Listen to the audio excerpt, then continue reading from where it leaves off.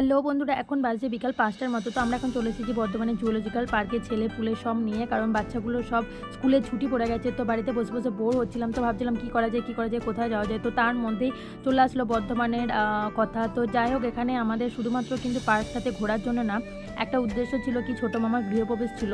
তো ছোটো মামার গৃহপ্রবেশ উপলক্ষে মা আর জেঠিমা আগেই চলে এসেছিলো।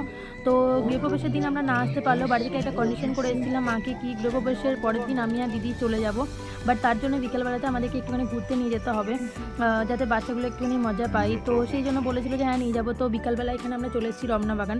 তো আমি প্রায় এখানে ৭-৮ বছর আগে এসেছি, কারণ আমার বিয়েই হয়েছে ৬ বছর হয়ে গেল। বাট আমি যখন বিয়ে ফার্স্ট ইয়ার কি সেকেন্ড ইয়ারে পড়ি মেবি, তখন বন্ধুদের সাথে এসেছিলাম। আর এই যে অনেক অনেক হরিণ আছে এখানে, বাট খুব একটা অ্যানিমেলস এখানে ছিল না, কারণ ছোটো মামা বলছিল যদি এটা শীতকালে আসতো তাহলে কিন্তু অনেক অনেক অ্যানিমেলস থাকতো। তো আমরা এখানে ময়ূর দেখেছি, হনুমান দেখেছি, আর ইমু পাখি, তারপর বড় বড় টিয়া, আর ওই যে ময়ূর দেখলাম।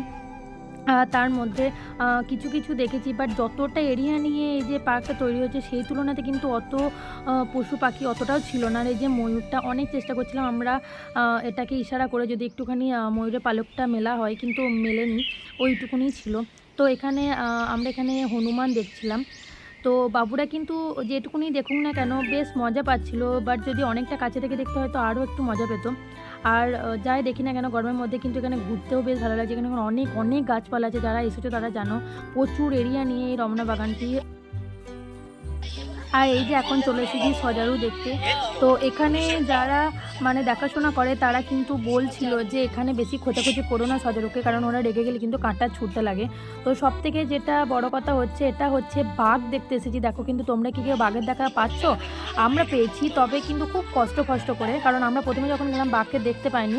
তো তারপরে একটা দিদিভাইকে জিজ্ঞাসা করতে বললো হ্যাঁ আছে, কিন্তু খুব মানে না দেখার মতোই। এখন ওই ঘরের মধ্যে ঢোকানো ছিল, প্রায় ৫টা ৫:৩০ বেজে গেছে, তখন ঢুকিয়ে দিয়েছিল। খুব একটা বাঘ দেখে মজা পাইনি, বাট ওই যাই হোক দেখা হয়েছে। তো আগে যখন এসেছিলাম আমি, তখন এখানে কুমির টুমির সবই দেখেছিলাম, বাট এখন কিচ্ছু নেই। তো এখন বাজে হচ্ছে প্রায় 6টার মতো, আমরা এখন দেখে চলে যাচ্ছি। তো কে কে তোমরা এখানে এসেছো কমেন্ট অবশ্যই জানিও। তো চলো টাটা।